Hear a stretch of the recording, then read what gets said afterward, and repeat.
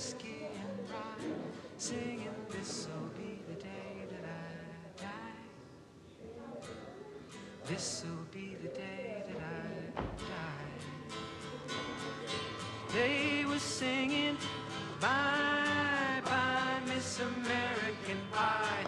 Drove my Chevy. All right, I think we're ready to get her rolling. So good afternoon, everyone.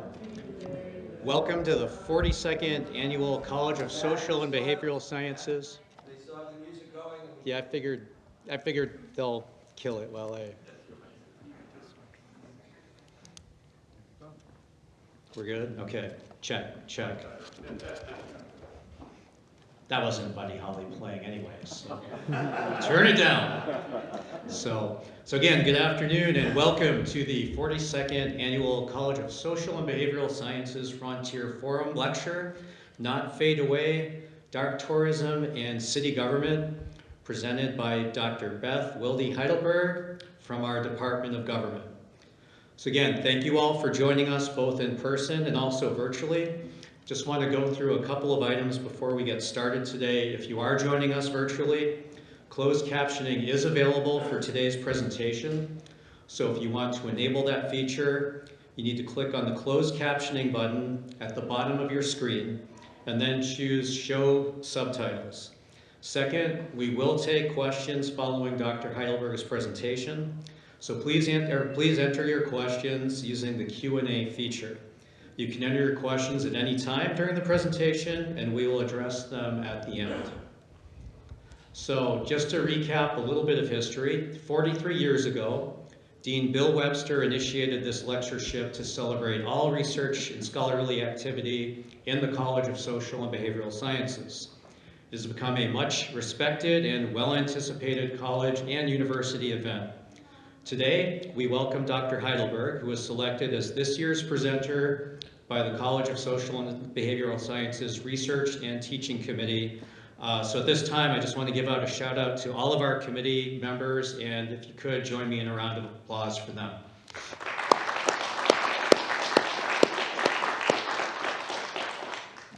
Thank you. And before we introduce today's speaker, I want to say thank you to all of our students, faculty, staff, and university administration for attending today's event, including Interim Provost and Senior Vice President for Academic Affairs, Dr. Brian Martinson. We are very privileged and fortunate to have Provost Martinson join us today to say a few words on behalf of the university. So please join me in welcoming our Provost, Brian Martinson. Thank you.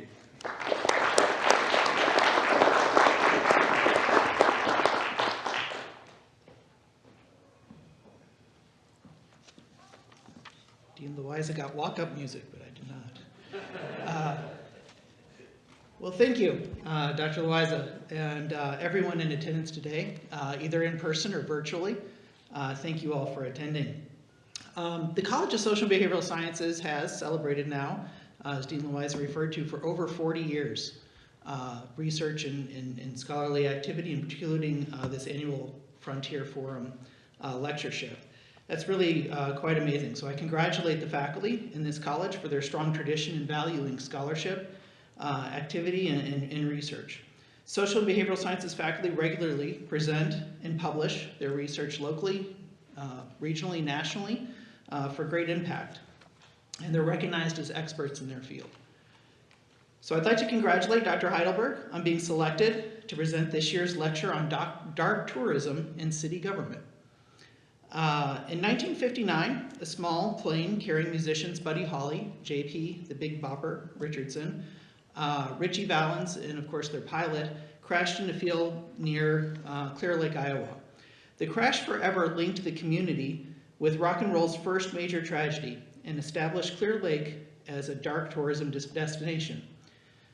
Today's presentation explores how the city turned tragedy into legacy, while appropriately honoring a dark piece of history. Dark tourism has been defined as tourism involving travel to places historically associated with death or tragedy. Ghost tours are an example and are often very popular. People are drawn to these places for a variety of reasons, many for their historical significance.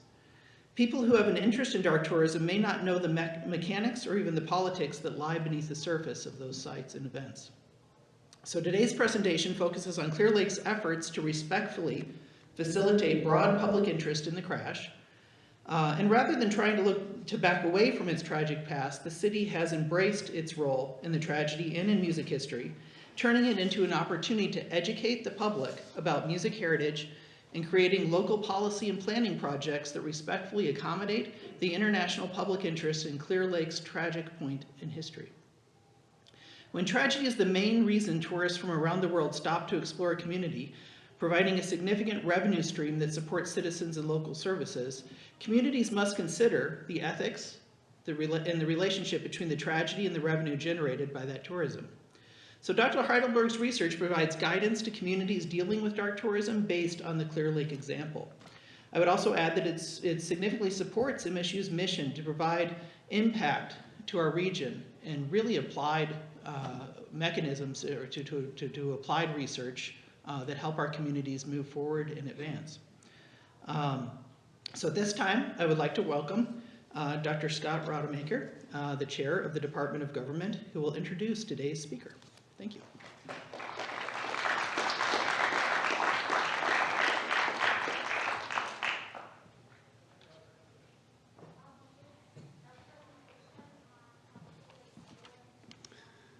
Thanks, Provost Martinson. Today I'm very pleased to introduce our speaker this afternoon, Dr. Beth Wield Heidelberg. Dr. Heidelberg has been on the faculty of the Urban and Regional Studies Institute in the Department of Government since 2004. She teaches students in urban planning, local government administration, and of course her specialty area, which is historic architectural preservation policy. She's an alum of the Urban and Regional Studies Institute, having earned her Master of Arts in Urban Planning from the department. And she went on to work for the City of Eagan, and during that time she completed her doctorate in public administration from Hamline University. While she leads ERCE's accreditation and assessment efforts, for which, on a personal note, I am eternally grateful for, she's cultivated a very rigorous research agenda focused on local government's response to their status as a dark tourism destination. She's been published in the Journal of Heritage Tourism, and she currently has a project under review for publication, and she's presented in multiple public forums. Her goal with this research is to help communities associated with dark tourism come to grips with their own infamy and how to balance tourist interests in the tragic events that happened with respect to the victims and the loved ones. In addition, her research seeks to draw attention to the need for balance and coordination between private sector and public and nonprofit sectors when it comes to managing dark tourism. So please join me in welcoming the 42nd Annual Frontier Forum lecturer, Dr. Beth Heidelberg.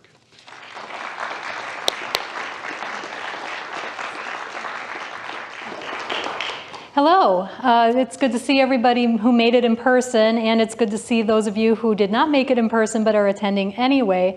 And I appreciate the kind words, Dean Loiza and Provost Martinson, and of course, Scott, who I've been able to work very closely with on the accreditation effort. I'd also like to thank Scott Flory, the City Administrator of Clear Lake, and Bennett Smith, who is a City Council member in Clear Lake. They've joined us here today, and I've asked them to participate in the question and answer session at the end of this program because they are going to have really good insights into how this all works. All right, so when you think about dark tourism, some things that come to mind are probably ghost stories and the ghost tours that you might take when you go to a city like Savannah or New Orleans, or I was just reading a book about haunted Savannah. It's quite a fascinating tale.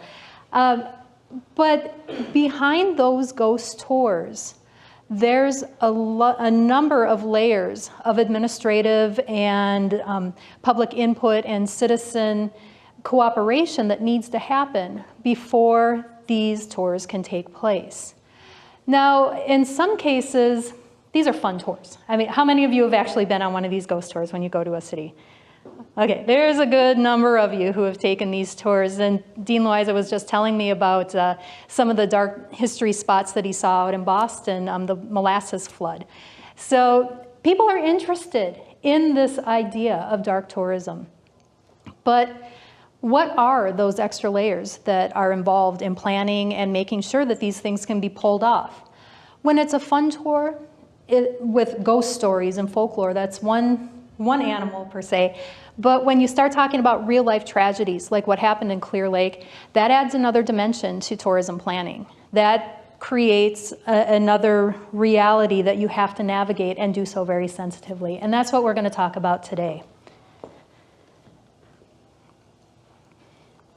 Here we go. Okay. So before we begin, I kind of want to lay out and build on the ideas that was established in the introduction. What is dark tourism? Well, to put it kind of simply, dark tourism is visitation to sites associated with death, tragedy, and can be associated with ghost stories and other folklore. Basically, if it's uncomfortable, if it's awkward, and if it deals with the supernatural in some cases, you might consider it dark tourism. So dark tourism is one of those facets that nobody has a specific answer as to exactly what it is, but you know it when you see it. So that may sound familiar to some people, but dark tourism is something that has been capturing the public interest over the past few years. So that's the premise that we're going to build on today. The dark tourism, places associated with death, tragedy, and supernatural occurrences. Now, dark tourism isn't a new phenomenon, not by any means. If you think back to ancient times, you hear about people traveling far to see the relics of religious figures, to see the bones of a saint or a body part or the grave site.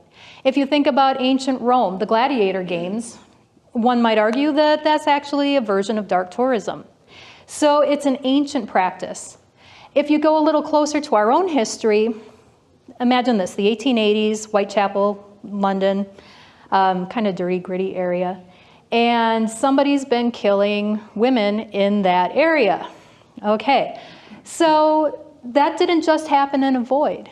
That happened in a populated area, and people lived around these crime scenes. They lived there, they worked there, they shopped there, they saw what happened, where it happened. Now, some entrepreneurial, I'm stumbling over that particular word, people who want to make money, they came up with this idea. What if I let people come onto my property because it overlooks this crime scene, charge them a few bucks? That's a few extra bucks for me. And people did it. They paid for it. They were making money off of this crime scene, and this was right after the crimes actually took place. So dark tourism was expanded during this time. It became kind of more of a phenomena because popular culture and media was able to tell the stories. Hey, this horrible crime happened. This is where it happened. And people got it in their minds. Hey, I want to go see that. So people started visiting. And this led to, this is how we get to where we are today. It's the popular culture puts something into the minds of viewers. You see it on a documentary, you see it in a movie, you see it on the internet, and people want to see where things happened. Okay, so it's an ancient practice. It's a practice that's been going on for a long time. Now, for a while, people were saying, oh, this is just another subset of heritage tourism. Yeah, it probably is, because it's historic events that people want to connect to. Great. But that association with tragedy made it kind of different. It made it somewhat other. And when that happens, academics like myself, like Dr. Fricano, who's my department institute director back there, hi Russell, we want to take things and study it further, and we want to study the nuances. So dark tourism emerged as an academic study in about the 1990s. You don't really see literature before that focusing specifically on the mechanics of dark tourism. 1990s, you got Sharpley, Stone, some of the other researchers in that field starting to explore this idea. Now, this became a multidisciplinary area of study. Dark tourism, the people interested in it were looking at the psychology behind it. Who are the people who go to see these sites, and what is their deal? Turns out everybody's fascinated by this. You don't have to be a particularly creepy person to want to go see where stuff happens. So these places, the psychology behind it, not really identifiable. The sociology behind it, people are coming in droves. What is driving this mass interest? You've got historians who are interested in dark tourism because these dark events do shape the future. They shape the past, they are part of our present, and they're part of the future. So, historians. Public administrators, because obviously people are coming to their cities and they have to deal with providing services for that. So it's a multidisciplinary topic, lots of interest from different facets. But as I was doing the literature review, I was kind of fascinated with the idea that I'm a local government person. I worked in local government, it's what I've studied, it's what I'm interested in. Nobody's really taken a look at how this impacts the communities. I mean, these are the people who are living in these communities that had this terrible thing. Visitors are coming to the sites wanting to see where it happened, but the local governments are the ones that have to provide the services that accommodate that tourism, and that is not an easy thing to do. If you take a look at the bigger cities, New York, Boston, Los Angeles, they can handle that. Boston, Los Angeles, New York, Chicago, etc., they've had terrible things happen. I mean, just the worst of the terrible things. But usually the people visiting those cities are not there specifically for the dark tourism. They are there on a family vacation and then they happen to take a ghost tour. Or they're there to go explore the Sears Tower or the Willis Tower now, the Empire State Building, or they're there to see other things and then they build the dark tourism into that trip. But what about the Clear Lakes, the Amityvilles, the Holcombs? They are not necessarily drawing international interest because of the Great Lake that Clear Lake has. It's a great lake. It is a beautiful 7-mile wide lake, but people could probably find that elsewhere too. What's drawing them is specifically this dark event. This is what these cities are known for. This is what they're famous for, and that's what people want to see. So how does a local government deal with that? I am building a research body on that because nobody else has. So hopefully we can find some common grounds with the Clear Lakes, the Amityvilles, the Salems, and other smaller communities who are known primarily for their dark tourism.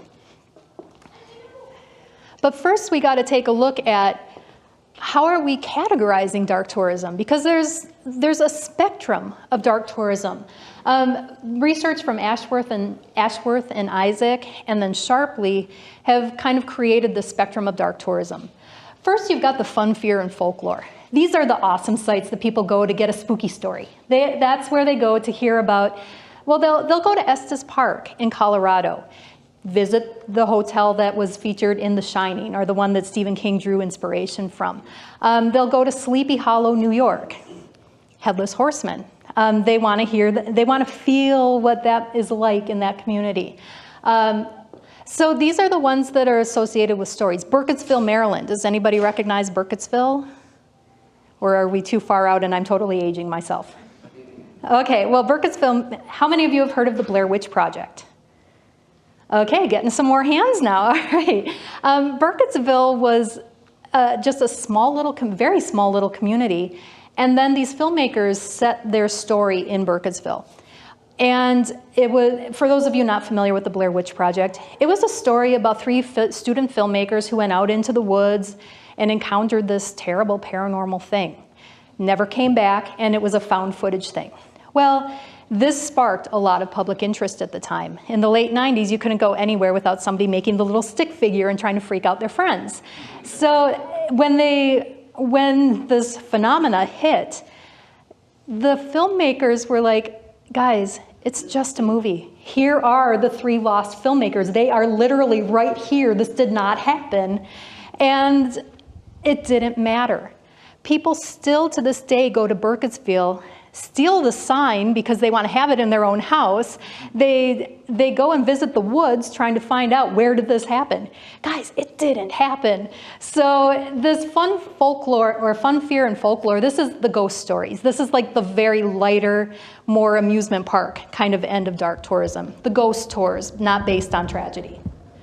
Then the second level of dark tourism on the spectrum is the unintentional events, the natural disasters, things like the Hinckley or Peshtigo fires in Minnesota and Wisconsin, earthquakes, unintentional events like an airline crash where the mechanics just failed. You know, nobody's fault, not intentional, big disaster. So the unintentional events and natural disasters, it involves human tragedy. People lose their lives. And so it does have a different shade of dark tourism behind it. Then we get to the next level, and this is intentional and negligence. This is where people lost their lives either because somebody decided to take that life or because somebody failed to act and it resulted in disaster. Some examples I'm thinking of would include like the Coconut Grove fire in Boston. Dean Loiza, you might be quite familiar with that. It was a nightclub, and people were just enjoying a night out. And some of them got engulfed in flames so quickly that they didn't even have time to get up out of their seat. It turned out that there were a lot of corners cut, there were building codes not followed, there was a lot of funny business behind this fire.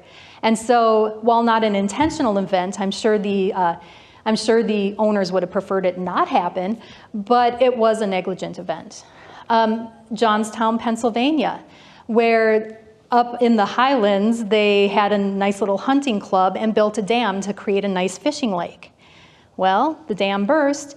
Unfortunately, the city of Johnstown was in the way when the waters came down and basically flooded out the town and killed a great deal of the population. So again, not intentional, but negligent. Now, this is where it gets a little bit iffy too, and I have really debated whether to create a separate category for flat-out homicide, murders, like the Villisca Axe murders. The city is still dealing with the popularity of that story, and it has become a dark tourism destination. Many homicides that have taken place across the country, like I went to Milwaukee not too long ago, and my friends and I took this tour called the Cream City Cannibal Tour. And yes, I recognize the terrible distaste behind that, but it was an interesting tour and kind of fit with what I did, so I did it.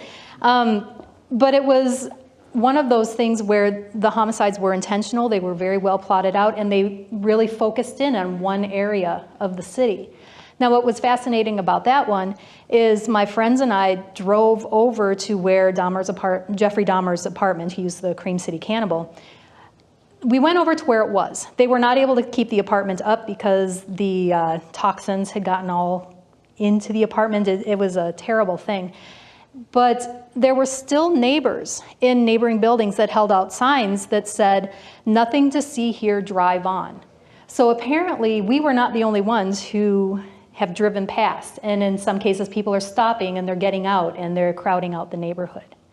So these intentional and negligent events have impacted the communities to the extent where some citizens are saying that's enough. We don't want to be associated with this. And then at the far end of the dark tourism spectrum is what I call the worst of the worst. These are the genocides. This is the Holocaust. This is the Native American conflicts. This is slavery. Oftentimes these are a phenomena that extend beyond a single jurisdictional boundary, and they involve the killings of hundreds, thousands, in some cases millions of people. The Ghana slave castles, the Cambodian killing fields. These are man's literal inhumanity to man with intention and malice. And those are the ones that really need to understand how to handle that need to understand how to manage their dark tourism. So we know that tourism impacts communities. We know how communities have to host guests. I mean, they want to be a good host. They want to show the best of their communities. Well, when you're planning for dark tourism, or actually when you're planning for tourism, nice tourism, heritage tourism, the tourism that everybody's happy to see and is excited about, you have to still plan in your local government planning systems. You got to plan for the traffic. You're going to have increased traffic. You've got to plan for infrastructure. You've got to make sure that your sewage and your water supply is adequate in the areas that tourists go. Otherwise, they're going to get really upset and not want to come back. And one of the goals of tourism is to attract people so they come back and they spend money in your community and everybody wins. You want to take care of the increased demand in public safety. If you're having large numbers of guests in your community, they might congregate in certain areas. That'll create trash, that'll create congestion, that'll create a demand on the sidewalks, it'll kind of erode your stuff a little bit easier. So you want to make sure that you've got police patrols out there to make sure that people aren't vandalizing, that they're not getting in fights, that they feel safe in those areas, because the feeling of safety is just as important as the actual data behind safety. You want to make sure that there's fire service. So you have to plan for those things. That's just kind of a typical local government function to make sure that your city services are accommodated. You've got sanitation and garbage. Okay, everything that I've read in my entire tourism research indicates people leave trash. Tourists like to leave trash. They like to walk on stuff, and that leaves trash. So we want to pick up after the tourist debris. So you have to plan additional sanitation in the areas where tourists go. Marketing.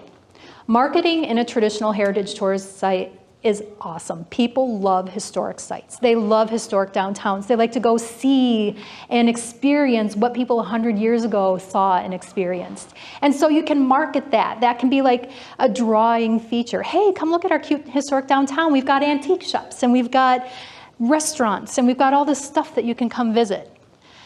The tourism revenue is extremely welcome. You want people to come. You want to encourage them to come, spend the day, spend your money. We can use that money and make things even better for the tourist experience. Okay, so that's traditional heritage tourism. But what happens when your unique niche is based on somebody's death? It suddenly takes a little twist. It's suddenly a little less comfortable. So how do you market something like that? You can't market it the traditional way. You can't say, hey, come see where people died. Yeah, that's ghoulish, that's creepy. You don't do that, it's not acceptable. You want tourism revenue, but is it okay to take tourism revenue when it's based on somebody else's death?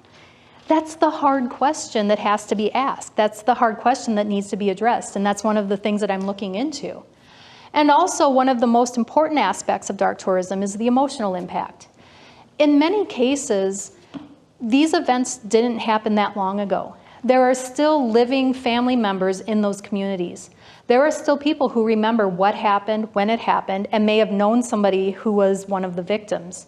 And so you need to consider the fact that you might be ripping open a fresh wound every single time they see an advertisement for the tourism destinations in your city.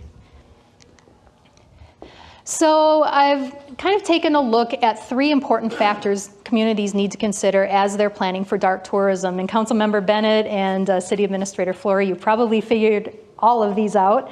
But these are going to sound familiar to anybody who's studied the Constitution. Time, place, and manner. I found that those concepts actually apply very, very well to dark tourism planning. The first one is time. When do you start planning for dark tourism? You don't want to do it right after a disaster or right after the event. If you plan things for tourism too soon, well, it's just not good. The first thing you have to do is consider when to start thinking about tourism. You do that only after you've considered your citizens' safety, their shelter, their food, their water service, their sanitation service. You have to make sure that your citizens and the people most impacted are okay. Also, if it's based on a criminal activity, you have to make sure that you aren't impeding an investigation. Because if you're inviting tourists into a crime scene, that's not good. In fact, there's a lot of speculation over the Jack the Ripper crime scenes. If they hadn't let all those tourists in, who knows how much more evidence they might have found, because people like to take stuff as souvenirs. Yeah, slightly bad. So the timing has to be right. Is it too soon to start thinking about dark tourism planning? The next item is place. Where exactly would you want to draw tourists? Once you've secured the scene, once you've made sure that all the evidence is gathered and that it's the right time, you got to think about the places. Can visitors safely go directly to the sites associated with this activity? Or are they, do you have to provide something else? So you've got primary sites, which are the ones directly associated with the event, and then you have secondary sites. Those are the ones that get you outside of the actual site and provide additional interpretation or context. So it's not the crime scene, it's not the crash site, it's things that help you kind of learn more about it. And we'll talk a little bit more about some examples. There's a great one in Clear Lake that I'm excited to discuss. The third element is manner. And this is where the other theorists really come into play. What is the interpretation of the site? How is it being interpreted? Who is providing that interpretation, and do they have credible, objective input, or are they trying to sell a story? Because if you're trying to sell a story, you're going to have a different way of telling that story than if you're kind of trying to just present the evidence. So time, place, and manner. Who's in charge of interpreting?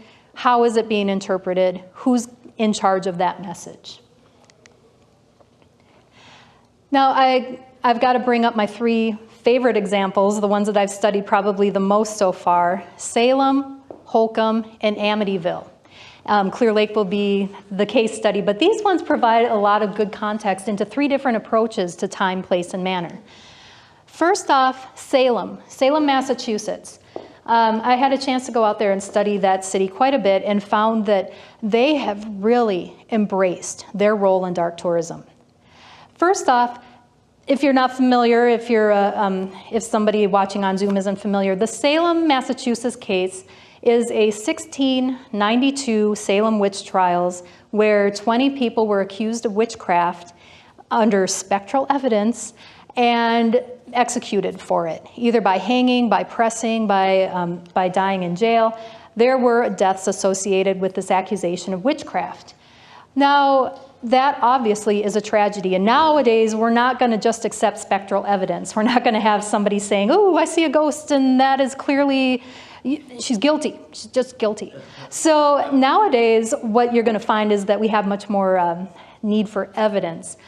But Salem has acknowledged that this was a terrible thing that happened. This happened in our community. This happened beyond our community and really touched the entire region. We're not okay with this, and we're going to make sure it doesn't happen again. They created a primary site in the Salem Witchcraft Memorial. They've created a primary site by purchasing one of the buildings associated with the witch trials and turning it into a museum that provides context. It was actually the only building that still stands that's directly related to the witch trials, so I'm really glad that they bought it because now it'll stay in the public realm. But this idea of interpreting things, it stays with the city because the city will provide a bigger picture. But Salem likes to play with this witch trials idea. They're having fun with this thing. They have not impeded the private sector from offering tourists some destinations. And if you've been to Boston, you probably, if you've journeyed up there, it's actually quite a lot of fun. They've got the Witch Museum and the Witch Trials Museum where they have kind of these almost, well, they're kind of scary looking dummies kind of recreating some of the scenes, and you kind of sit and they show these little tableaus all around you. They like, the city wants to support the private industry in the tourism realm. They want to support the private sector. And so far they've been able to do that. They are not telling the private sector how to do the interpretation. They're not trying to step on those toes. They're just saying, go see those things, and we'll provide a little bit more background into how this trials was able to happen, how the trials were able to spread. So the city's working with the private sector. They also managed to do something that I think is critical in dark tourism planning, and this is one of the reasons why I like the Clear Lake example so much. They have turned this tragedy into an opportunity for education. The Witchcraft Trials Memorial Site is sponsored by the Salem, I want to say Discover Salem, and I know that there's a foundation in Salem, and their goal is to educate people about diversity, how you can't just point the finger at somebody because you don't like them, or they look different, or they don't have enough money. They've turned it into an opportunity to educate people on diversity and the circumstances of 1692, why the land grabs were happening, and that's one of the reasons some of these women were accused of witchcraft. So they've used it as an educational experience. They've embraced it. But then you get the fun part of Salem. Now, they're kind of playing on the absurdity of spectral evidence and the idea that somebody can just be accused of being a witch without really a lot of evidence. And so they have an entire kind of spectacle. They have an event in October that draws millions of people in. Great for the economy, just fantastic for the economy. But it is playing on that idea that Salem's directly connected to the supernatural. They like to play that up. They have, what is it, like this Halloween event with costumes. Do you remember what the name of that is? Okay, I'm pointing out my husband because we actually have been trying to go to this for a while. But they have little shops that have novelty items. They have little kiosks all over the place with T-shirts and all that stuff. And so they're making fun of the absurdity of this witchcraft. They are not trying to disrespect the people who died, not by any means. But they're having fun with some of the circumstances around it. So they have embraced dark tourism. That has been very profitable for the city. And when I say profitable, I don't mean that, somebody's lining their pockets. I mean they have been able to reinvest in the community and do improvements and clean up the sidewalks and make the streets wider, and they've been able to reinvest in the community. Okay, so Salem has embraced dark tourism. Holcomb has acknowledged dark tourism. They are the city where Truman Capote set his book In Cold Blood. If some of you are familiar with that, it's been a movie, it's been the subject of many documentaries, and this was an actual homicide. It was Herb and Bonnie Clutter and their 2 children that were killed in their homes. This was based on, or the murders happened because somebody was trying to rob them. They thought that the Clutters had a lot of money. And yeah, it didn't pan out very well, and so the killers were put on trial and convicted. Now, the house still stands in Holcomb today. The house is still there. It's privately owned. It's not open to the public, and yet people still visit. Sometimes they'll knock on the door, but they've said that for the most part it hasn't really been all that intrusive. But what Holcomb has managed to do is create a secondary site, a memorial park, a plaque that talks about the Clutter's contribution to the community, and they've been able to put information on the website because they realize people are not just going to go to Holcomb, Kansas to be tourists. They're not finding like a whole lot of other points of interest that they want to visit. They're going to see the Clutter farmhouse. And so they wanted to acknowledge the Clutters. They wanted to do it respectfully. So they talk about the Clutters. They talk about their contributions. They don't mention the killers. The Capote book talks extensively about the killers, but Holcomb does not. They don't want to give them any more publicity. They want the Clutters to be remembered, and I think that, in my own research, I think that that was a very respectful way to do that. Then you've got Amityville. They want nothing to do with the folklore behind them. Amityville started in 1974. The whole story started in 1974 when 5 members of the DeFeo family were murdered in the middle of the night by the eldest son. The eldest son started to throw out all sorts of stories, and one of those stories is that, oh, I was possessed by demons. Okay, so after the DeFeo stuff was all cleared out, they had left some of the furniture, the Lutz family moved in. And a month later, for whatever reason they wanted to cite, they moved out. Well, they got in contact with a lawyer, wrote a book called The Amityville Horror. Has anybody heard of The Amityville Horror? Okay, so you know what I'm talking about. You know how fantastical some of those claims were. Bleeding walls, marching bands going up and down the stairs that you can't see, the wife lifting up out of bed and floating away. I think I read this book when I was like in 6th grade, and it was terrifying. But as you get older, you kind of look at those stories and you're like, yeah, no. There's not a pig person named Jody up in the attic staring down at us. So eventually the book became a movie. Then it became a sequel, then another sequel, and these sequels are terrible, by the way, don't even bother. And then in 2005, it was a movie again. Every single time a new sequel or a new documentary or something new about Amityville comes out, people go to Amityville because they want to see the house. All right, which is, you know, great for tourism in Amityville, but there's still people who knew the DeFeos living in Amityville. They knew these people. They were close to these people. They found that the people living in the house said nothing, literally nothing supernatural has taken place there. And they were living there for 35, 40 years. So there you go. It's kind of refuting the whole idea that this place is haunted, and yet still people want to see it. The city has worked with the private homeowners. They've changed those infamous lunette windows to little square windows. They changed the house address to try to get people to not find it anymore. But people still know where it is. I mean, it's not that hard to find even if they change the address. They have reports of people in the middle of the night coming and knocking on the door and wanting to come in and see it. Yeah, I don't know about you guys, but that would kind of irritate me after a while.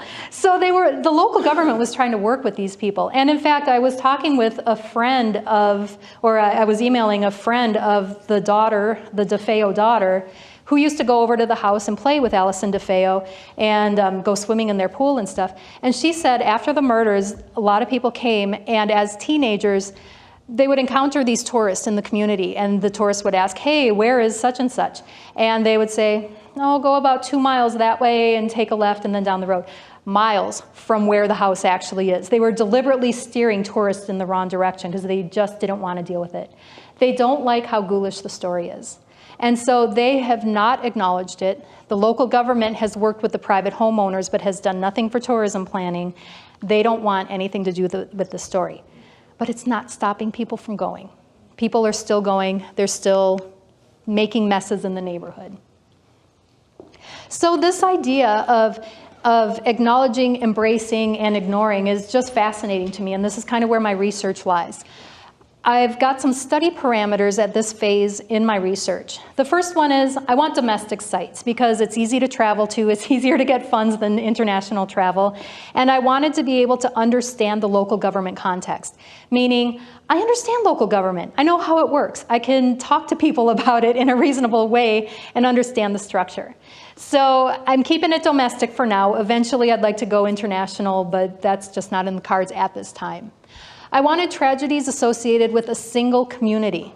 There are a lot of tragedies, and the worst of the worst, such as slavery, that impact regional, statewide. It's just too much to study for what I'm doing. So I'm really trying to keep it local. The point of interest, I needed that to be within a local government jurisdiction. A lot of tragedies, think the Ketty murders, that campground, the Charles Lindbergh baby. Those things happened in unincorporated territory, just kind of outside local government jurisdiction, and so that would be a different governing body. And I'm a local government person, so we're keeping it with what I know. So that's just a personal preference. I wanted cases of sustained public interest. A lot of these tragedies will happen, and people are really, really intense about it, and then something else happens, and the news kind of fades away, and the story becomes a footnote. I wanted to look at tragedies that have remained in the public eye. And so I've really kind of focused on things that are 30, 40, 50 years old by this time to see how cities are dealing with that long-term sustained interest. And then eventually I'd like to move up to larger scale tragedies like the regional, like the statewide, like things that happen beyond a single jurisdiction. But we gotta work through the smaller parameters first, and eventually we can combine all of those into larger guidelines. Clear Lake and Salem are helping to build that body of knowledge. So my research goal and the things that I really want to focus on are the impact of dark tourism on urban planning and public administration. It's not being done, but it's an important thing to do. There are other cities like Clear Lake who just haven't been able to sit down and factor how their dark tourism can be done in a good, respectful manner. So Clear Lake was selected as a case study. It was actually kind of a roundabout way. Somebody said, hey, I was in Clear Lake lately, and I'm like, oh, that might make a good study. So I started looking into it, and I'm like, this fits all of the boxes. And then I contacted City Administrator Flory, and he's like, come on down, we'll hang out. And so we were able to take a look at that case, and it's been probably one of the shining examples of dark tourism planning. So a little background on Clear Lake. This is a great community. It's about 7,597 people, probably give or take a few, because that's a 2019 number. It's been a hub for arts and recreation basically since its beginning. They had a band shell, and there were people coming in from all over the place in the 1800s. This place has grown quite a bit, and even before the crash, people were visiting Clear Lake for its arts and entertainment. It's been a very welcoming community. The lake, just beautiful. If you ever get a chance to hang out there, I highly recommend it. Now, Clear Lake and Mason City, which is very close to it, a population of about 27,000, give or take a few, they have contributed greatly to the tourism economy of Iowa. Now, Iowa itself, prior to the pandemic, well, we know nationally that tourism is a multiple billion-dollar revenue industry. It's widespread. It touches all corners of the country. The pandemic kind of took a hit of about $415 billion. We don't know how it's going to recover after that. Hopefully it will recover and things will be back on track, but nobody can say when or how much it's going to recover afterwards. Now, Iowa Tourism reports that consumers have spent about $9 billion on tourism in Iowa. Pretty substantial economy. So next time you get annoyed that there are tourists in the nightclubs that you're going to, or that they're taking up your tables in the restaurants, just remember this is good money for your community, that this is something that you want to have happen. So welcome them and make them feel happy about being there. Cerro Gordo County, is that the right way to say that? Because I've only seen it written, really. Cerro Gordo County, which includes Clear Lake and Mason City, has contributed $3.68 million to Iowa's tourism economy. That's a pretty substantial amount. These are cities that are smaller than Minneapolis, and this is a very healthy economy. As you can see here in the Bureau of Labor Statistics data, Cerro Gordo County, including Clear Lake and Mason City, is amongst the top tourism industry leaders. Now, the tourism in Iowa in general, just everybody together, travel's generated enough state and local sales tax to pay salaries for firefighters, police officers, sheriffs. Now, when you can take that sort of fundage and provide public safety, you're doing all right. Again, we'll see how the pandemic has impacted that. Now, we're going to kind of shift gears a little bit. We've laid down the foundation of Clear Lake, dark tourism, but now I'm going to talk about 1959. 1959 was quite a year. Rock and roll was this newer genre of music, and it was really resonating with the teenagers and the young adults. It was starting to gain popularity. And so these record producers were determined to get that genre spread. They were determined to get their names out. All these talented musicians coming up, Elvis, Bill Haley and the Comets, and of course the people who went on the Winter Dance Party tour. They were all part of that phenomena. There were tours all over the place, but the one that we're specifically talking about in 1959 is the Winter Dance Party. This was a great tour. They had 24 stops. They were going to go to these ballrooms all over the Midwest in the middle of February, and they had headliners, Frankie Sardo, Dion. I mean, these were up-and-coming people, and then they had the headliner, Buddy Holly, Charles P. Hardin Holly. He had hits like Rave On, Maybe Baby, Oh Boy. I mean, I was listening to some of them on the way down, and they're just good songs. You heard some of them as you were walking in today, so thank you, Elise, for arranging all that. So Buddy Holly has had such a musical influence that you may not have even known. Paul McCartney and John Lennon often cited Buddy Holly as one of their strongest musical influences. They said that if he can write music, we can write music. They even named the Beatles after Holly's band, the Crickets. I mean, not directly, but the whole idea of this bug, adding a sort of musical connotation to it. Bob Dylan actually went to the Winter Dance Party concert in Duluth, and he was hugely influenced by the music of Buddy Holly.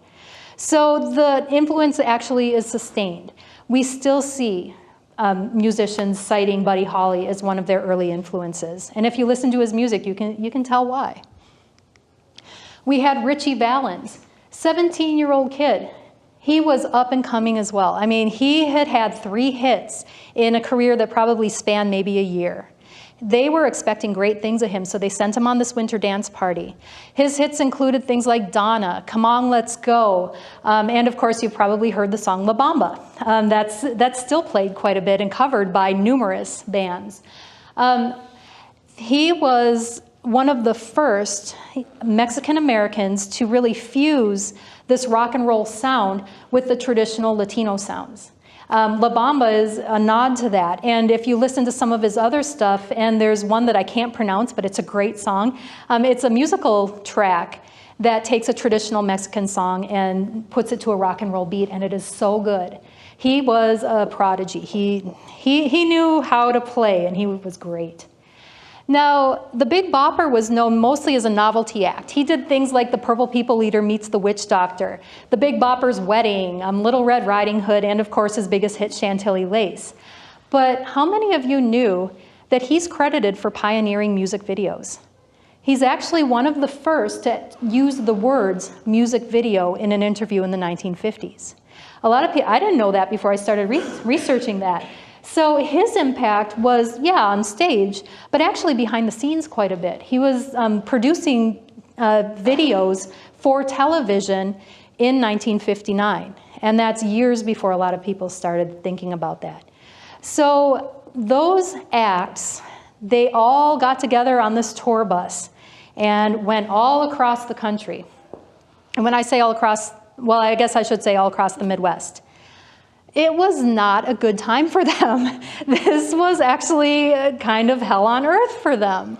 They had 24 stops. Great.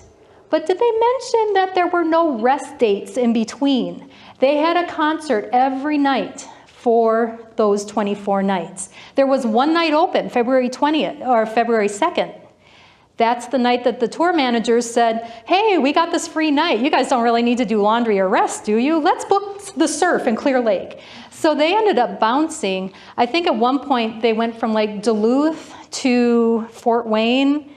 They went from upper Minnesota to Wisconsin to Iowa, then back up to Minnesota. I mean, they were bouncing. There was no coherent plan to this tour. But the best part, the temperatures, 20 degrees. Down to 36 below. That is not fun. If you've ever driven in winter conditions in Minnesota, and I'm assuming most of you have, you know how much fun that isn't. But the best part about that, the heater on the bus wasn't working. And they had to drive 4 or 5 hour stretches with no heater. Eventually, the drummer for Buddy Holly ended up getting frostbitten feet. So he was hospitalized for some of this. And so the guys would take turns kind of filling in for each other. So the bus is breaking down. The bus's heater isn't working. The drummer's out of commission completely. They have no rest dates. This was, I almost forgot the best part. There was a flu going around too. So most of the musicians are laid up with the flu. They're still on this bus. They don't get to sleep. They don't get to do laundry. They don't hardly have time to do anything. But they're playing these concerts and they're doing a great job. Okay, there we go. One of the stops, some of you probably know this, is a local stop, the Cato Ballroom. And Dean Loaiza actually had a wonderful idea of having this session down there. Logistically, we wanted to have all the AV equipment, but that would have been really fun. That stage is amazing. They played the Cato Ballroom on January 25th, just a few days before they played the Surf. And so if you go down there, you can see some pictures from that concert. Somebody managed to get a picture of Buddy Holly, kind of hidden behind a microphone, unfortunately. But there is a local connection. So if you go down to the Cato, you can still see the stage where they performed, which is always kind of a chilling experience. So it was not a fun tour. It was difficult. It was cold. People were literally freezing their toes off. This was not a good time. Buddy Holly said, okay, I know we have this 5-hour drive up to Moorhead after we play Clear Lake, Iowa. I'm exhausted, guys. I'm going to hire a plane. I'm going to take some of my band members, Tommy Alsop and Waylon Jennings. You're coming with me. We're all going to pay $36 to take this plane from Clear Lake to Moorhead. Well, that's great. Big Bopper wasn't having it, though. He wasn't feeling good. He had the flu. So he convinced Waylon Jennings to give him a seat. I mean, Waylon Jennings, being a nice guy, gave him the seat. Richie Valens, who already was not that fond of flying for personal reasons, he did a coin toss with Tommy Alsop, and Richie Valens came out going on this plane. So they each paid their $36. Carol Anderson drives them to the airport. Everybody gets on this plane. And when Buddy Holly found out that Waylon Jennings gave up his spot, he looked at the Big Bopper and said, he looked at Buddy Holly and said, Buddy, I hope your old bus crashes. I hope your old bus breaks down. And Waylon Jennings says back to Buddy Holly, well, I hope your old plane crashes. He said, by God, for years I thought I caused it. He had to live with that for the rest of his life. And I know I kind of mangled the telling of that story, but the point is Waylon Jennings was really affected by that for the rest of his career. They got on the plane shortly after midnight. They took off from the Mason City Airport, and about 6 miles out, they crashed into a cornfield. It was found the next morning when they didn't report to Moorhead, Minnesota. They were piloted by 21-year-old Roger Peterson, who was not instrument rated. He had flying experience, but not in the snowy, unclear conditions that were in place on February 2nd. So the deaths of these musicians ended up impacting teenagers. It impacted a lot of people. This was, for a lot of teenagers, the first time they had really experienced a death like that. They were young people. They really hadn't, not all of them had experienced something like that. So you got the 3 musicians. Roger Peterson is in the upper right-hand corner. So young guys at the height of their careers just cut short. Nobody really knows when tourism started in Clear Lake. It could have been the day after the crash. It could have been months afterwards. We do know that acknowledged and understood tourism started in about the 1970s when the Mad Hatter, I'm blanking on his name. Do you remember what his... Daryl the Mad Hatter Hansen? Yeah. I looked it up and I can't remember. Yeah, I've got it written down. But the Mad Hatter started this winter dance party in honor of the musicians. And it's something that's been a recurring event every year, and it's still going on. I mean, you can go next year to the winter dance party, and I guess it's a really good time. I have yet to go. I got to convince somebody to take me there so we can go dancing and stuff. But it takes place at the Surf, which is the last venue that the musicians played at. The Surf Ballroom, this venue that they played at, has been very well preserved. It's been so well preserved that it's on the National Register of Historic Places and the Rock and Roll Hall of Fame. It has made it not just for the architectural aspect, which was really well done, but also because of its association with that night. That night propelled Clear Lake into the pantheon of dark tourism. So the Surf Ballroom and its preservation makes it a primary site. People come from all over the world. They got a lot of people from England because over in England, I mean, that connection to the Beatles meant that people are fascinated with Buddy Holly, and they want to come to Clear Lake, and they want to see the surf ballroom. They want to come to the winter dance party. So the surf ballroom acknowledges this. They provide a little museum space so people can see relics from Buddy Holly, J.P. Richardson, and Ritchie Valens. They've accommodated the tourism. The crash site itself is set up for tourism as well. This is a privately owned land. This is a cornfield that's still owned by a farmer. He still farms that area.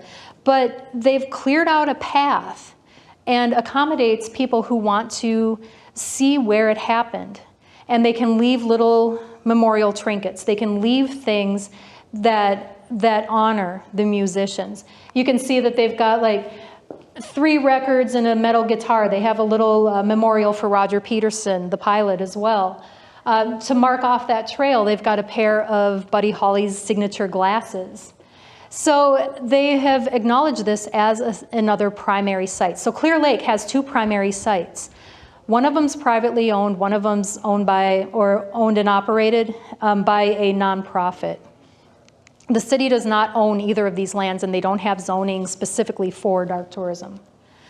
But the city has been very involved in dark tourism planning. One of the things they did was took the site of an old gas station in Amico, remediated it, turned it into 3 Stars Plaza. Now, this is a memorial site that is not directly related to the musicians. They weren't there that we know of, but they've created this site just a little bit away from the surf. You can see the ballroom of the surf right over here. And the 3 Stars Plaza is basically a record spindle with 3 records looking like they're going to drop down. Each one, the records have the names of the musicians, and they explain a little bit about the musicians in some memorial plaques. You can press a button, listen to the music, and learn about their lives. So they provided a secondary site. Now what this does, it gets people out of the surf, a little into the community, and kind of gives people a starting point to start exploring Clear Lake. So a secondary site provided and maintained by the city, planned for. It was built in 2010, finalized in 2011. The artwork was installed in 2011. The artwork actually came from private donations from Steve and Vicky Sukup. Is that how you pronounce it?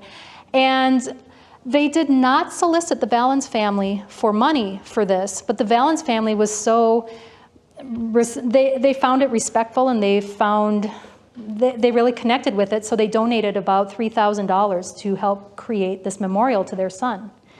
So Clear Lake is doing something right there. The level of local government support from Clear Lake has been astounding. Salem does the same level. They have embraced and taken this dark event that could have been buried under the sand, you know, the surf's an older building that could have been torn down ages ago. But instead, they've used it as an educational springboard. So what can other dark tourism cities learn from Clear Lake? I'd say they can learn a lot. And this is what cities like Amityville and other cities who don't really know how to do these things respectfully, or maybe choose not to do them at all, they can learn a lot from how Clear Lake has handled this case. First and foremost, work with the families. If there are still family members alive, if there's still loved ones involved, contact them. Work with them. Find out what they need. How can we honor this person that wasn't just a teen idol for you, but somebody that you loved, your son, your brother, your friend. So they were able to contact, they've been in contact with the Valens family, with the Richardson family, the Holly family. Those families have attended winter dance party events.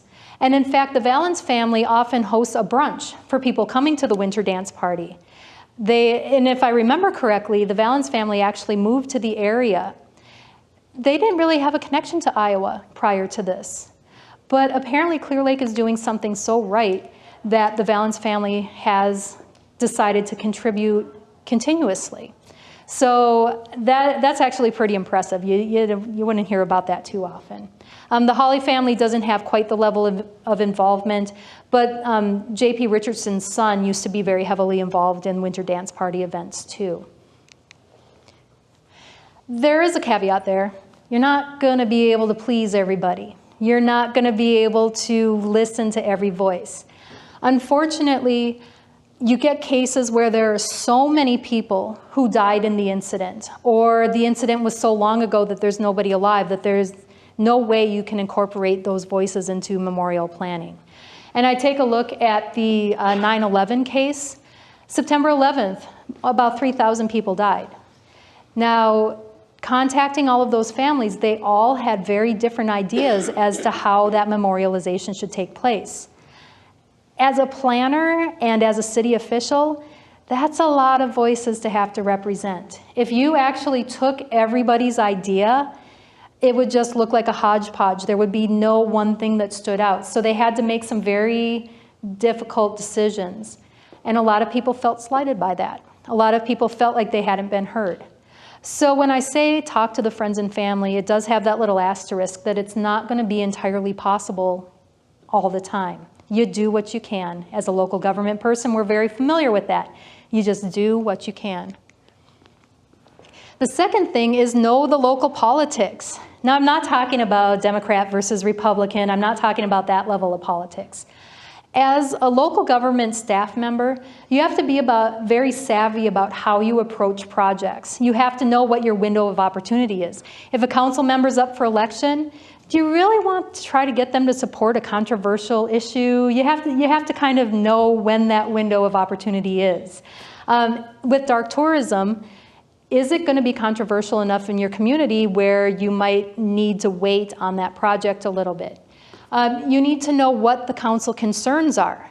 Is this a council that really prides itself on fiscal responsibility? If so, you may want to approach dark tourism planning from the idea that this revenue can be used to make improvements in the community, that it can be used to reinvest in the services and reinvest in the community and help the citizens. If it's a council that is primarily focused on cultural concerns, you may want to approach it from a sense that this is our history, this is who we are. Even though it was an awful event, this is how we have to approach this. Or community concerns. How can we turn this into an educational opportunity? Now, here's the thing. Most councils need to approach it from all three directions. They absolutely do, because they are representing the people and they're making sure that all these needs are met. But some councils do have a strong bent one way or another. So you have to be very savvy in how you present it. Do you take a story or do you present hardline data? You probably have to present both at some point, but you have to watch your approach. Now, the other thing that local governments have to consider is tourist infrastructure. You got to move people into the space, you got to move people out of the space. You have to make sure that they can find the points of interest. So you have to provide signage, you have to provide wayfinding. Coates and Ferguson said, without the provision of purposeful supply, consumers will use, and I'm just going to make sure I'm not turning my back here, consumers will use their own means in order to engage with the tourism product. Basically, Amityville. If you don't provide it, they're going to come anyway. So if you want to have some sort of say or control in how people are using your space, you got to plan for it. And actually, that's one thing that Clear Lake did really well. I'm just going to go back for a second. They actually renamed one of the roads from the major thoroughfares to Buddy Holly Place. That road connects the major highways, Highway 18, Highway 35, to the surf ballroom. So it's very easy for tourists who have never been there to find the surf. Now, Clear Lake has also been, they're very aware, and this is something that the mayor and the city administrator were emphasized. They're very aware of the role that the surf ballroom has in tourism and the local economy. And so planning documents, revitalization plans, streetscaping plans, they consider that connection to musical history. They plan for it. They make sure that it's acknowledged and that it contributes to the overall development of the community. They know how important it is. Now, the next idea, how do you connect the surf to the downtown so people can kind of move in a pedestrian manner from the surf out into the community more? we'll see how that goes, because things may have advanced since I was down there last, but it looked like there were ways to connect the 2 points of interest. Now we get to something kind of uncomfortable, messaging and marketing.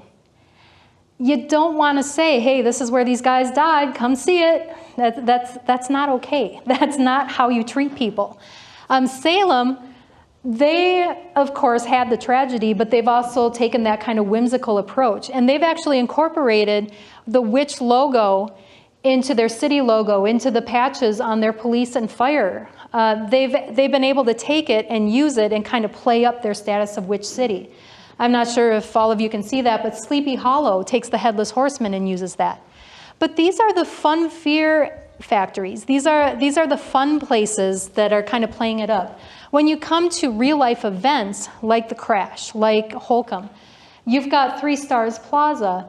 You can market that, but you better make sure that you're doing it in a respectful manner. You're celebrating the lives of these people, not the fact that they died. The Clutter Memorial plaque in Holcomb, that's the same thing. You want to focus on what they contributed to the community, not on the fact that they are no longer with us. Number 6, resident and stakeholder planning. You've got to include your citizens. This is their community. They are the ones that have to live with this status as a dark tourism community. They're the ones that see the tourists and who can answer questions and can make it a very welcoming experience for visitors or a not so welcoming experience. And so if you aren't including your citizens in planning, why are you even planning? I would say family and friends are probably the top of that pyramid. The next level has got to be citizens. You have to make sure that any tourism plans accommodate the citizens without interrupting service, without creating problems for the residents living there. Social exchange theory actually states that communities tend to get behind tourism if they can see a greater benefit from that investment. Meaning, if people are coming to see the surf ballroom, if they're coming to see the crash site, and they're spending money in the community, that's going to be supported because that money is going to go back to making the community a better place. So social exchange theory, a big old thing in tourism planning. Also, cities can cultivate partnerships. They can work with the private sector to supplement what that sector is providing, with the nonprofit sector to support. Clear Lake provides streetscaping and landscaping around the surf ballroom. And I imagine public safety during the winter dance party and other real support and in-kind services that help this dark tourism industry out. Now, I don't want to give the impression that I think local government should handle all of the tourism for a community. Absolutely not. I think there's a place for that industry in a capitalist manner. But the thing with local government is they're not as beholden to the market. If the market is starting to tank, the private sectors might adjust the message a little bit. They might make the story a little more sensational to try to draw more people in. Local governments usually take one of 2 approaches to dark tourism.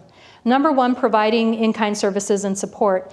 But number 2, some of them actually buy the sites and they operate them. And they either let them run as an enterprise fund, which is like a business for the community itself, or they provide an annual budget out of their larger city budget. And those ways make the site a little less dependent on the market itself. So I believe local government can supplement, but not supplant, the private and the nonprofit sector. And I think Clear Lake is a great example of that. They aren't trying to mosey on in. They're trying to support it, and they're trying to work with those groups. So really, market responsive storytelling, that's what we're trying to avoid. We don't want it to become a sensational story. We want it to be an accurate story. And the final recommendation I have for local governments involved in dark tourism planning is to promote diversified tourism offerings. Clear Lake has the surf ballroom, they have the crash site, but they also have this great lake. I was looking on their Chamber of Commerce site and I saw Color the Wind events like kite flying on the lake and the 4th of July event. That sounds like a lot of fun. Basically what that is use the dark tourism to bring people to the community. They're going to come. That's what they want to see. That's what they want to experience. But you also have to let them know that there is more in the community to experience. There are more places to eat. There's places to stay. There's other things to do and to see. There might be a historic downtown that they want to check out. There are shops. So while they're seeing the point of interest that they're most interested in, tell them what else is there. Get them out into the community. Get them exploring a little bit. And that's the advantage that the large cities have over the smaller cities. But Salem is doing that really well. They have an entire Salem Walk where you follow this brick path past all the historic sites. Clear Lake has all of these events and activities, and promoting them at the Surf can help people explore the community a little more.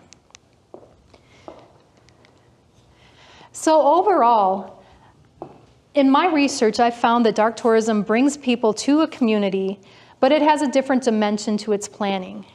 You need to focus on education. Clear Lake has turned this tragic event into an educational opportunity. They educate the public about the musical context of the musicians. They educate people about rock and roll. They educate people about that kind of mid-century modern era. And it helps set the stage for what happened and why these musicians have an impact beyond just their death. So I find that Clear Lake is probably one of the best examples of dark tourism planning, and is up there ranked with Salem and Holcomb in respectful methods for dark tourism planning. So before I turn it over to the Q&A, I wanted to make a couple of acknowledgments. First off, City Administrator Scott Flory, who, why don't you guys come on up at this time?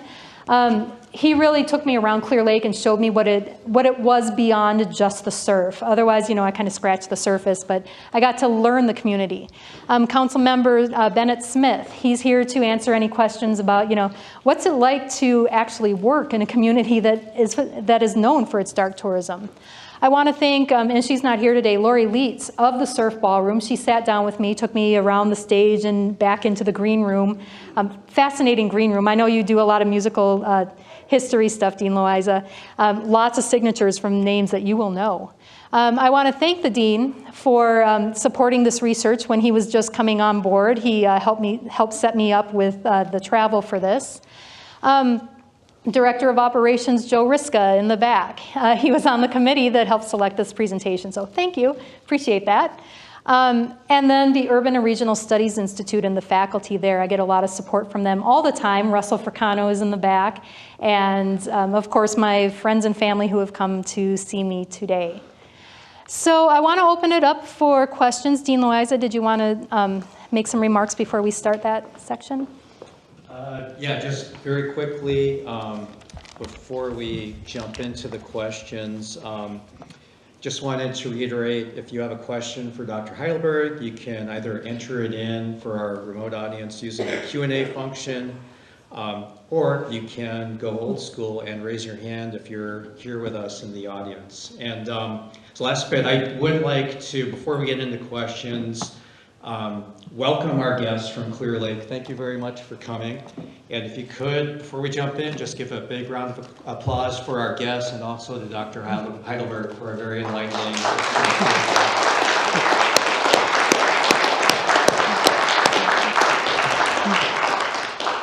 And I guess I might invoke the deanly privilege because I'd like to get our guests involved in our first question. So I think I'll just throw one out that's in my mind right now, and I'm wondering. Buddy Holly was a national figure, so that I think provides some advantage, in attracting potential tourists from all over the country.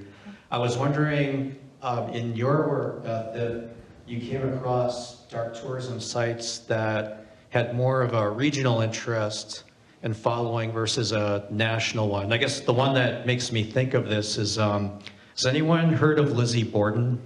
Mm-hmm. Some yes, some no. Because I've seen a lot of the stuff in Boston because I grew up there. One of the last times I went out, I thought, let's do something different. Let's go to Fall River. And I told my wife, let's go to Fall River and see the Lizzie Borden house. Like, what? You know, Lizzie Borden, and she's just looking at me. I said, oh, you know, remember when you were a kid? You know, Lizzie Borden took an axe and gave her mother 40 whacks. When she saw what she had done, she gave her husband 41 and nothing. And yeah, so there's that's a place in Fall River where there's a house where there was a axe murder in the 1890s. Good that some people have heard about it. I didn't even know that there was a house until relatively recently, so I didn't know if there's examples of places that started with a local or regional interest and then were able to become more nationally oriented.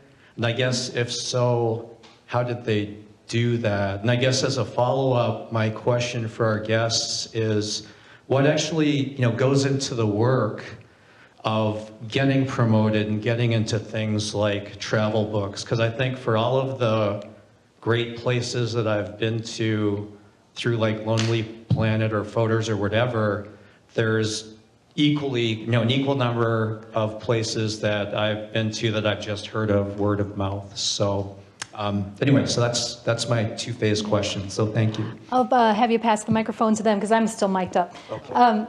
Yes, there are lots of those regional areas. Fall River, by the way, the Lizzie Borden house, now a bed and breakfast, so you can stay in the axe murder house.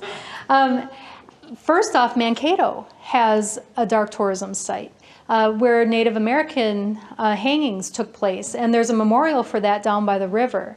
And that's another case where we're starting to acknowledge this very difficult aspect of our past. Our audience member Tony Filipovich can probably speak more to that, but that is a case where that is a tragedy, but now we're starting to acknowledge it and trying to figure out how we can learn from it and what can we do in the future to make sure things like that don't happen again. The other example I'm thinking of is when we were talking about right before this presentation, the Villisca axe murder house. Another axe murderers seem to be very popular, I guess. So the Villisca Axe Murder House has been a bed and breakfast that's been a privately owned property. But they have become more popular because thanks to mass media, the story's gotten out now. We see like ghost hunter shows come and stay at the Villisca Axe Murder House. And so it gains momentum, I think, through popular culture. What have you guys seen in terms of Villisca? Being a dark tourism city, have you worked with Villisca at all? Have not. No, Villisca is not too terribly far from where I grew up, and so I'm very familiar with Villisca, as I was sharing with Dr. Heidelberg earlier. That is really, for a small community like Villisca, that is sort of the industry of that community, that particular situation. So, yeah, very, very important to their economy, the tourism of that. So. Yeah. All right, and then the other question, which was directed at you. I would say in response to that, we extensively market, and the city supports financially to a great extent, marketing position, tourism budget, and you just have to be aggressive with that. And so we've been very proactive with that. We've devoted dollars and staff to that cause. So. Yeah, I would just add to that we work closely with the Chamber of Commerce. I think we got it. I don't think my mic's on. I was just going to add to what Scott said, is we work closely with various organizations like our Chamber of Commerce to coordinate that spending and promote it. And again, Dr. Heidelberg had mentioned working with other groups and private-public partnerships, and we do a superb job of that, frankly, in Clear Lake, and we're very fortunate to have a terrific Chamber of Commerce. Thank you. So let's see, questions from the audience. Just raise your hand and we will run over, well, not me, but someone will run over and bring you a microphone.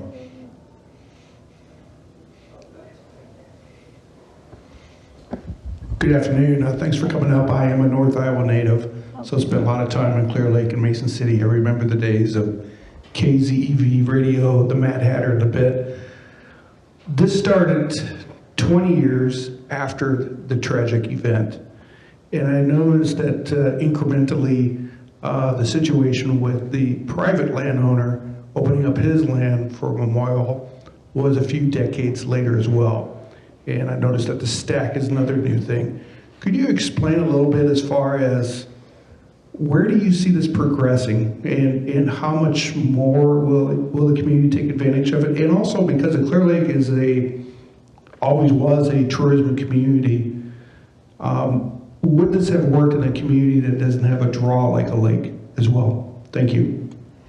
Well, before our guests respond, I just wanted to mention, I asked City Administrator Flory that exact question. Is there a plan to create some sort of a zoning overlay or to purchase the land? And your response was? Yeah, I think that's definitely something that we would consider at some point in the future. And I should mention that the Crash and Surf Ballroom and the whole Buddy Holly influence, it's multi-generational. We're not just seeing people who were teenagers of that era interested in that role, in that event.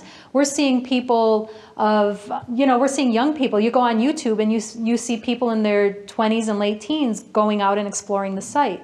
So this isn't just a one and done. This is a sustained interest that's trickling down through the generations. So over time, purchase of that land may be something, if I were to make a recommendation, maybe think about it eventually. And I think Beth talked about the link between education and the surf ballroom. We're actually very active with our school districts. So when my kids were young, they used to, the week of the winter dance party, there's a whole week long of activities at the surf ballroom related to education and dance and theater and kind of cultural activities that take place there. So the music, as Bennett says, always lives and continues on. So many, many generations continue to celebrate that. Yeah, that's a great point too, Scott. And I would just add one thing to your excellent question. I think our attitude on the council and in the community, and fortunately, again, to have Scott's leadership over the years with this has been tremendous. We just added some brilliant new signage. I don't know if you've seen that, but to the entryway to Buddy Holly Place there and to the gateway to the surf, and then added some features on that, the guitars, I believe it was, and it really looks fabulous. So our attitude is we want to continue to improve the whole district and make it, again, a real great attraction for people. I was just going to add, Beth mentioned earlier the status at the National Historic Register, the Rock and Roll Hall of Fame. Well, we're also recently added to the National Historic Landmark status, which is extremely rare. There are only 2,000 sites in the United States that are on that list, and now the Surf Ballroom has been added to that list. So sites like Gettysburg, for example, would be on that list. So we're very flattered to be on that list and have that recognition. And I think, too, I would just make another comment on that. One of the things that city government did under Scott's leadership, and I think you can speak to this a little bit, Scott, but we created the 501c3, or we worked to help them do that, to give it a nonprofit status, to manage the surf ballroom, and again, to make it a sustainable enterprise for the community, which was very helpful. We've done that quite a bit, kind of working with the IRS on that. They have magic lingo on that. It's called the lessening the burden of government. So we've done a spectacular job setting up nonprofits, 501c3s, and the North Iowa Cultural Center and Museum is one of those. And it's a collaboration of a lot of folks involved in that, city and interested parties and the Chamber of Commerce and others. So we assist them, but without their role, we would not be able to achieve the success that we have with the surf ballroom and with the events that take place there. So there are just limitations imposed on government that would make it very cumbersome for us to do some of those things. And through a streamlined nonprofit situation, we're able to do a lot more. Why don't I just check in and see if we have any questions from our virtual audience? We do. Let's go to Christine then. And then we also had another question over here as well, too. Good afternoon. Michael from our virtual audience has asked, first states that maybe local governments need a playbook in a connected world where seemingly irrelevant or tragic events can go viral. How do you control or manage visitors in the aftermath of a tragedy? knowing that it could last up till years? And a second question is, what indicators should you look for when it's time to pivot to tourism without being criticized for merchandising on a tragedy? That's a tough one. That's a tough one. I don't think anyone's got a formula for that. No, there's a good ideas, Yeah. but I don't think I can give a good response for that. I mean, obviously, timing is important. You have to make sure that your citizens are safe and that any investigation that needs to be done has been concluded. And then you start thinking about tourism. But if there's a formula for it, nobody's come up with it yet. Hopefully, knowing the Clear Lake situation and Salem situation, somebody can come up with ideas. Maybe Yeah, not. I think it's an excellent point. You have to be very careful with that, as Scott said. I think I would just point out that when it came to the winter dance party, we didn't actually start that until 1979. And you can look at that, and we have some data on that on our website, the City of Clear Lake website. It's got a helpful section on that as well. Yeah. Let's see, I believe there was a question. Every community the size of Clear Lake have multiple stories, many of those interesting. Does the dominance of the surf ballroom experience inhibit or enhance sharing and telling those stories?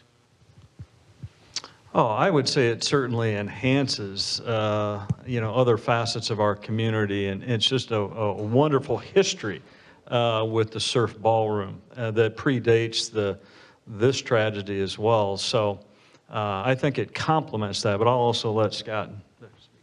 Yeah, no, I definitely agree with Bennett on that. We're a community. Beth had on one of her slides. I think the only thing she left off that I would add there is art, culture, recreation, entertainment. And so I think the surf ballroom, the nonprofit, it dovetails nicely with all of those other opportunities that we have there. It doesn't take away from those, and I think does enhance all the other opportunities that we have. So we have things like a very large community garden, and so there's interaction between the surf ballroom nonprofit will have events there and vice versa. So a lot of interplay between the various nonprofits and the community. We have a nonprofit that helps oversee the lake, and again, same kind of interaction, interplay between those two as well. I think it's just a very strong collaboration within the community to promote the assets that we have. Going back to Zoom, I believe. And I should mention, if anybody can email me with the questions afterwards too, I welcome that. Okay, and this comes from Matt in our virtual audience. Dr. Heidelberg, what sparked your interest in such an interesting and unique field of study? I feel like I should bring my mother up here to discuss this.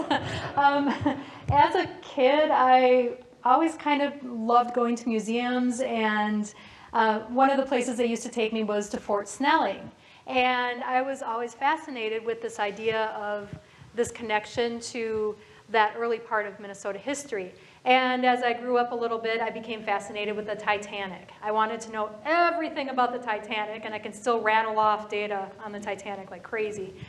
Just the thought of all these wealthy, famous people who were impacted by this one event. And so that kind of spiraled me. My mother's always been interested in this, so she would share her books with me, and so it just sparked this real interest. And then as I was working with the idea of historic architecture, which is what I teach, I was realizing that there is an actual academic field called thanatourism or dark tourism, and this is something I could actually study for real. But I'm more interested in communities and how these things impact communities and the everyday people. And so it was just kind of a series of very odd events throughout my life that I don't want to say took me down to this dark place, because I think I'm actually a very cheerful person. But it really kind of snowballed as I went down into one research rabbit hole and like, oh, I want to look into this. And oh, there's Clear Lake over here, and there's Amityville over here. And so it just kind of kept building. And I've been able to build that research body since, because I have had a lot of support from my department and from the college as well. We are about out of time, but let me slip in one last question to help as a shameless plug. How long a drive from here to Clear Lake? It went a little fast, so miles-wise, I think miles-wise, we're about 78 miles, but we made it about 45 minutes, I think, with Leadfoot here. But I was just going to put one more statement in. Thank you to Beth for all of her work. I think she just did an absolutely amazing job. I was so impressed with her work, and what an asset to this university to have. I'll just mention I have a similar academic background at a school in Nebraska, and so if any students, undergraduates in the field, you can truly make a living with that degree. So keep going. So, but again, thank you. So much appreciated. Okay, sorry, go ahead. Yeah, no, just real quick, I'd like to echo those sentiments that Scott shared. A really terrific presentation, and as a representative of the Clear Lake City Council, we'd like to thank you for all your hard work and really a wonderful presentation of the material. I would simply add, too, that I think one of the things we really strive to do, and I think these communities have to do, is we work hard to honor the legacy of these individuals, and then really to keep that musical legacy alive. So people like to quote the McLean song, of course, American Pie, The Day the Music Died. We like to take that in a different direction, very much a positive direction. We work hard to keep that music alive every year at the Surf. And so it's a really positive thing for our community. So thank you. So I'd wrap it up by saying they've done a wonderful job with the respect shown to the musicians. All right, well, if you want to hit our panel up afterwards, you're certainly welcome to do so. I do want to thank our audience, both in person and Zoom, for joining us today. Definitely want to thank Mr. Flory and Mr. Smith for joining us today. It's not often that we really get to have guests that have collaborated with our faculty on research able to join us. So thank you for coming. You're always welcome back. And certainly thank you to Dr. Heidelberg for a great presentation. This has been long in the works, and it's been exciting to plan it out and develop it, and really a fascinating topic. So thank you very much, Beth. It's wonderful having you as our speaker. So safe travels to everyone, and thank you so much for joining us.